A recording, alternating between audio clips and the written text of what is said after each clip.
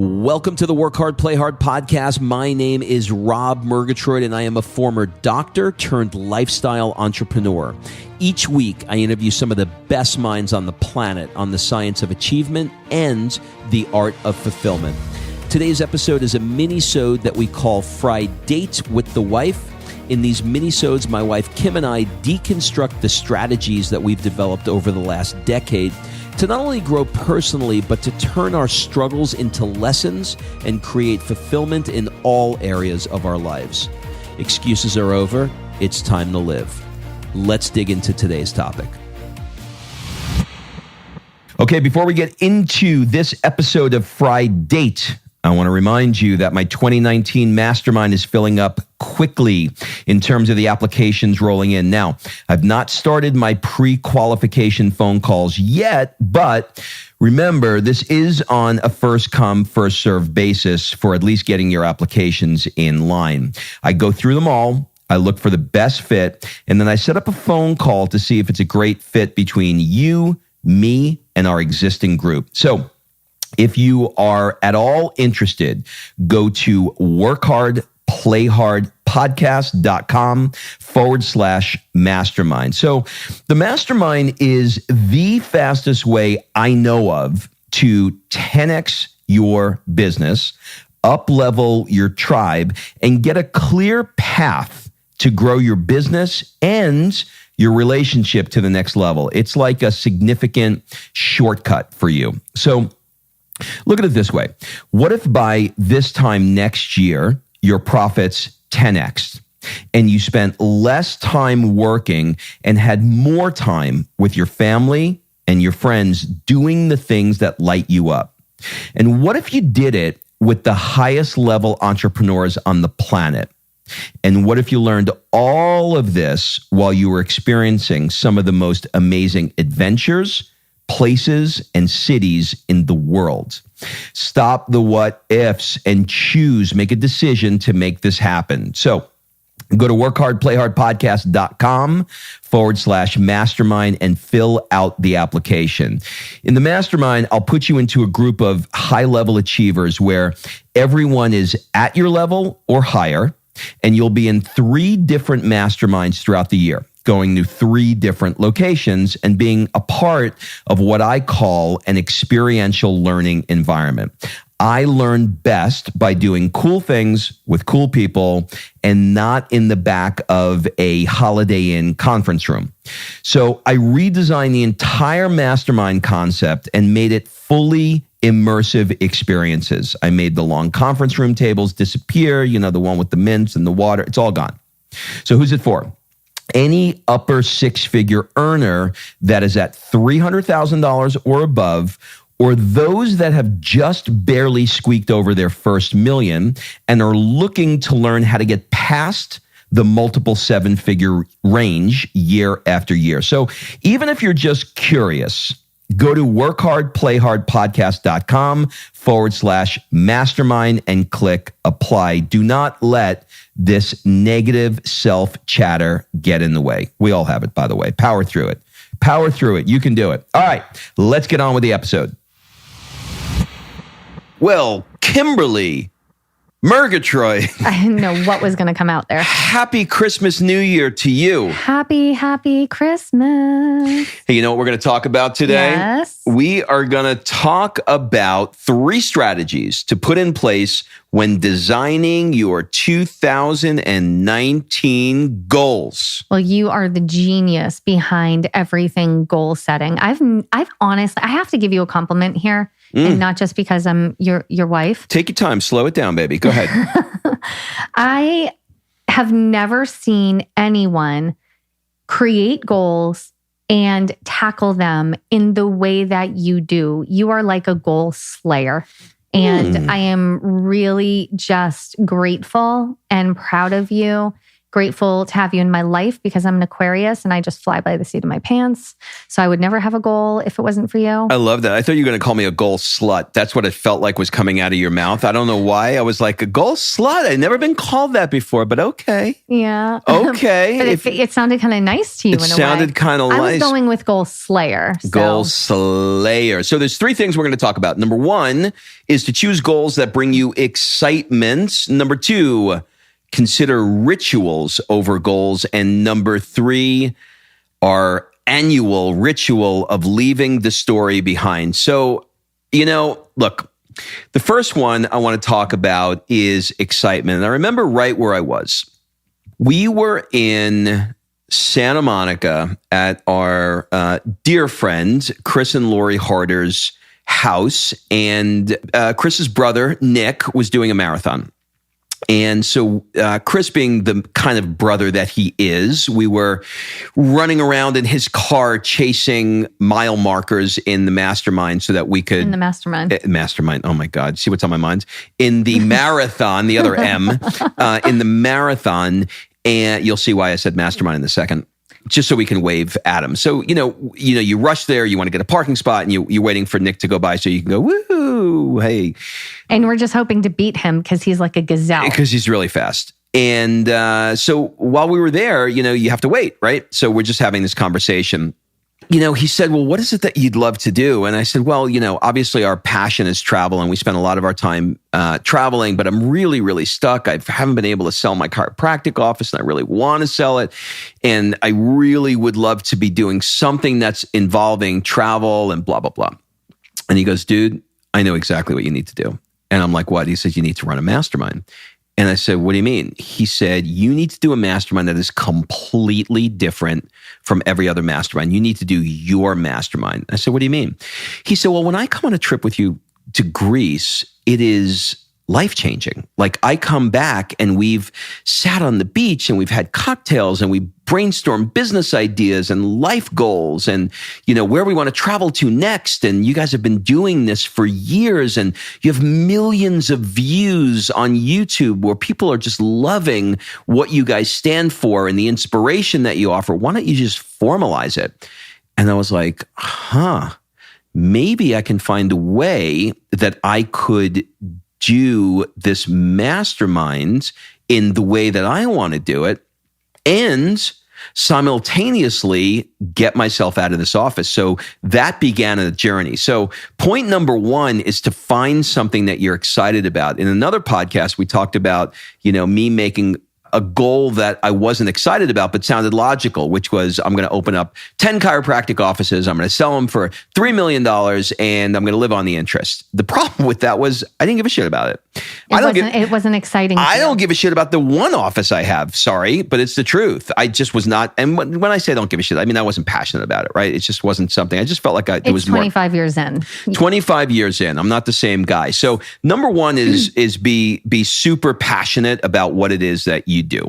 Okay. So I just want to go a little deeper and I'm going to ask you some questions because you're the goal slayer slut. So you love Chalene Johnson's push journal. I do. And that literally doubled our income in the clinic when you implemented that. And it's also helping you create and sell out this mastermind. So can you give us a little behind the scenes of, I know everybody right now is looking for the new planner du jour, and you are very passionate about her planner. And one thing I'm going to just give you more compliments today. I'll take them. Just pump the brakes, baby. Just slow down a little bit and let's make sure that every word is enunciated clearly.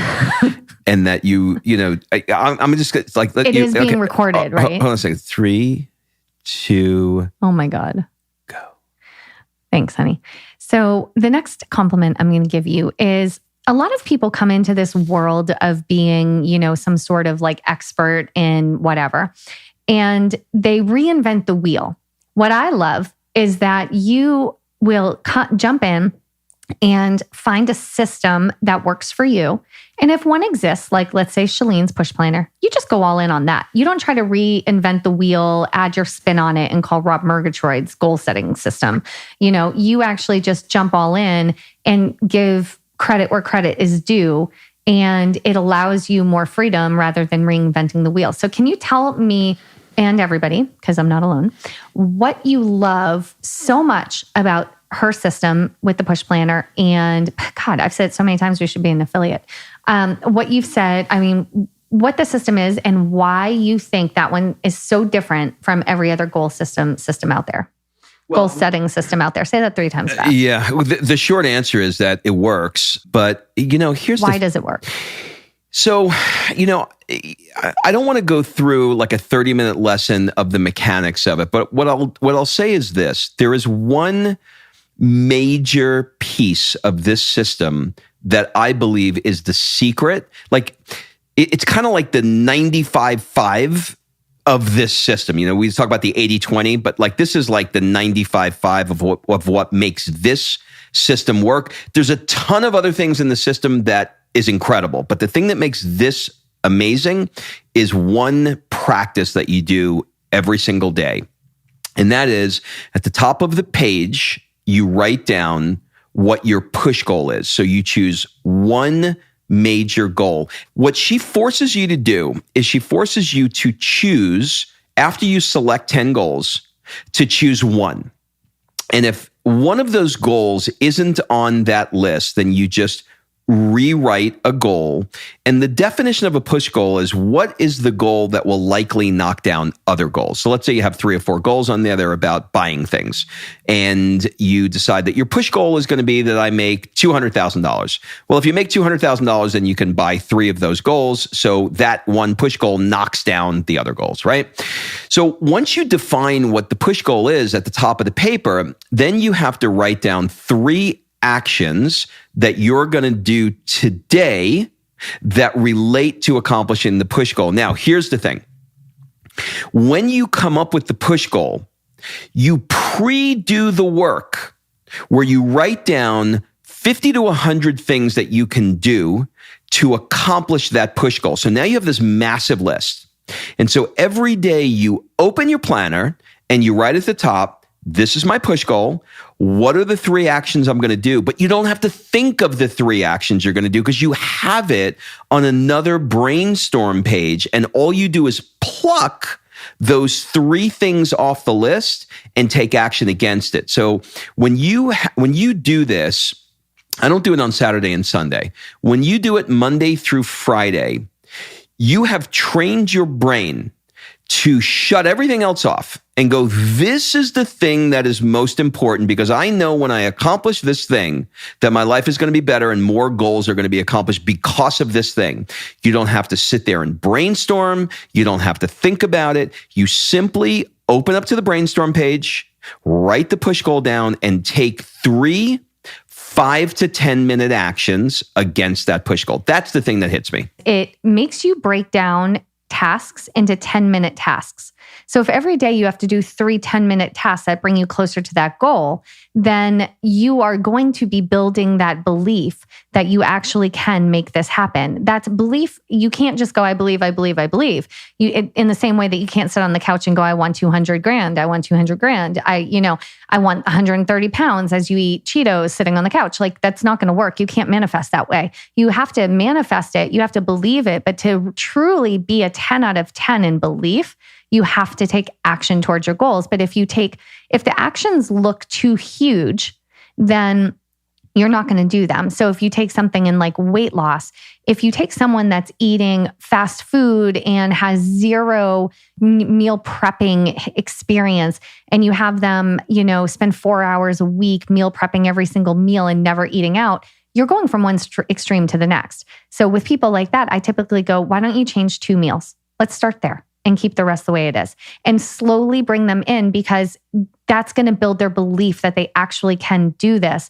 And then when the belief is there, it's a real belief, and it's not fake it till you make it belief. It's a really good point. The actions will help you build the belief because you're taking the action. Yeah, so they're like linked in together. Like for you, for your mastermind, thinking, am I going to be able to sell out a mastermind 24 people and take them around, the world and, do these experiences and this experiential learning?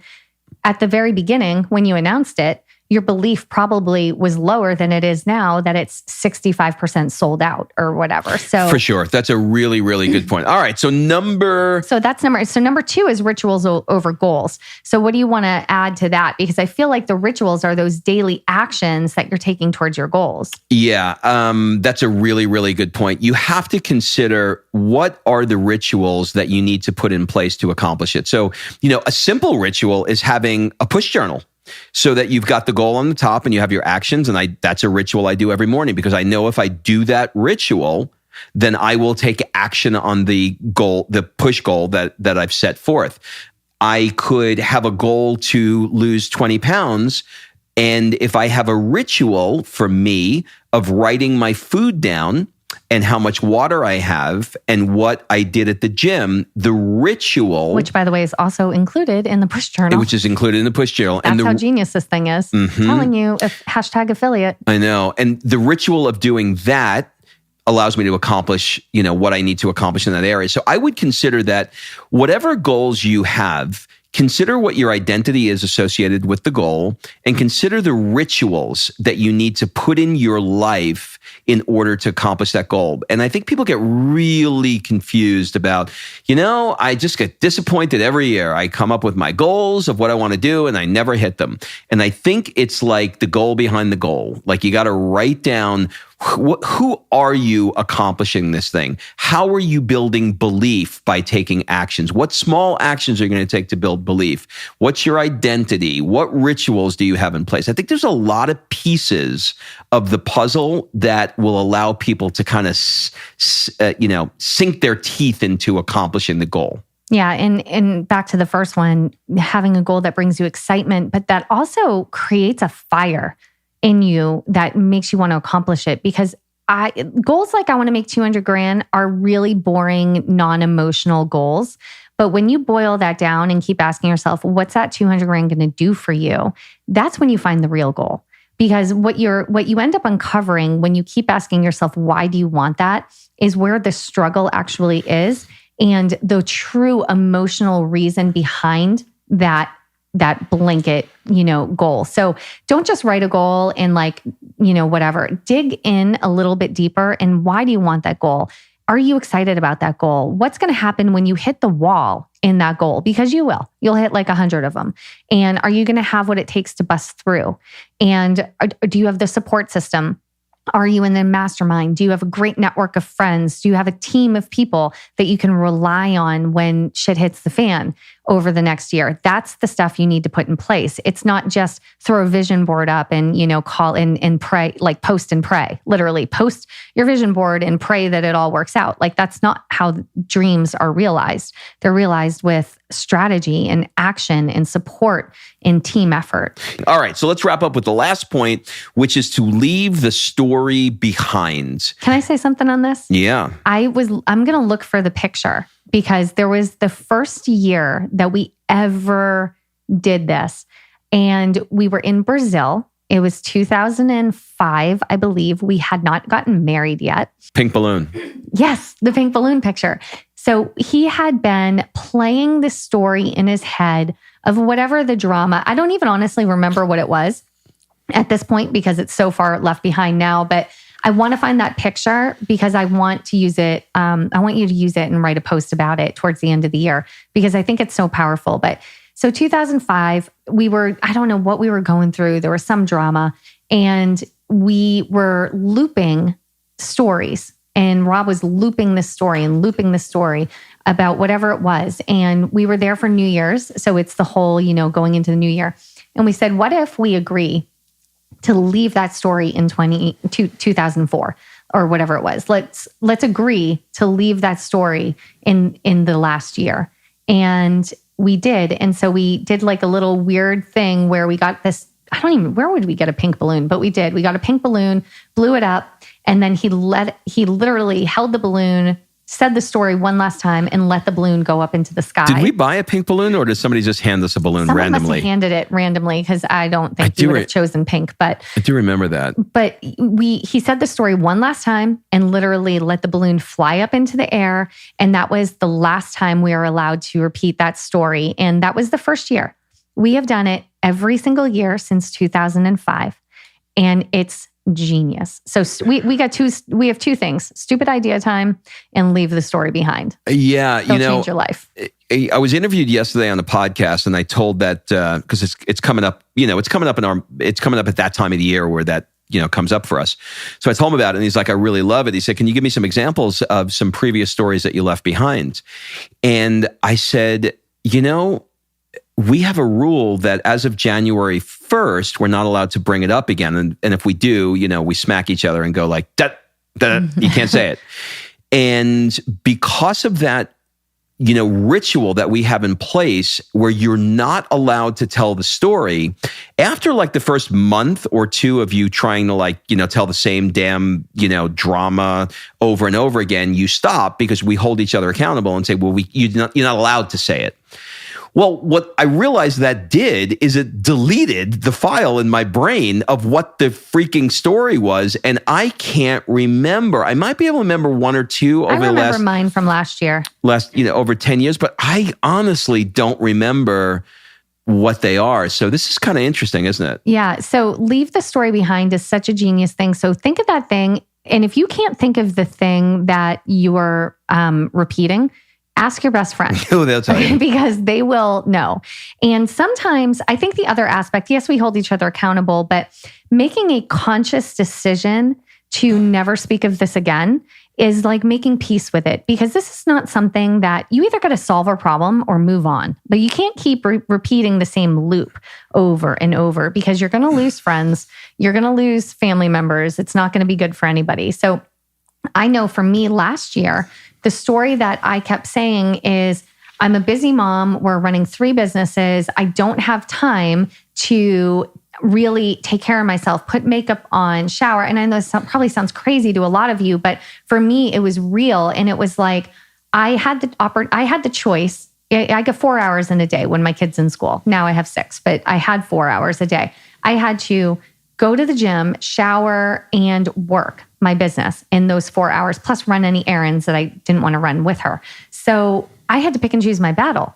And the thing that fell behind was me not caring for myself enough, not getting my nails done ever, not putting makeup on. I mean, half the time I was lucky if I was brushing my teeth, quite honestly. So it's crazy that was that story. So for Christmas last year, remember, Rob, you bought me all new makeup. Mm-hmm. And that was the story I was leaving behind. I wanted simple makeup that I could do in 5 minutes.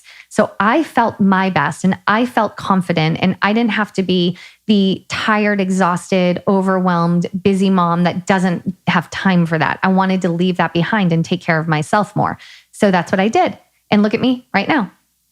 You have makeup on. I have makeup on. I got my hair braided, and it's not perfect. It doesn't always happen, but it's a conscious decision to no longer repeat that story and to change the behavior. It's interesting. I'm thinking now of, the story that I'm going to leave behind. And the one that comes to me, but I don't think it's going to be a good one, is going to be that I can't say I'll never get to California to live. Well, that one's already gone. Because that one's already gone. Yeah. See, you have so many, these things go away. They start to disappear. So I have to... I think we're leaving your clinic behind. Yeah. And the stress of that behind. Well, but that's happening. It's happening anyway. So I got to think about, I don't have an answer, but I'm sure I'm going to find one. You know what? Just let me talk to you for another day or two, and I'm sure you'll repeat something. All right. So that's TBD, as they say. That's it, everybody. Have a great week, and we'll see you next week. All right, thanks for listening. If you love this episode and you know someone that needs some help in either stepping up their work hard game or their play hard game, it would mean the world to me if you shared this podcast with them to help me get this movement out there. So if you like what you heard, head on over to iTunes, take 30 seconds, and leave me a 5-star review, and I will be forever grateful. So until the next episode, excuses are over. It's time to live.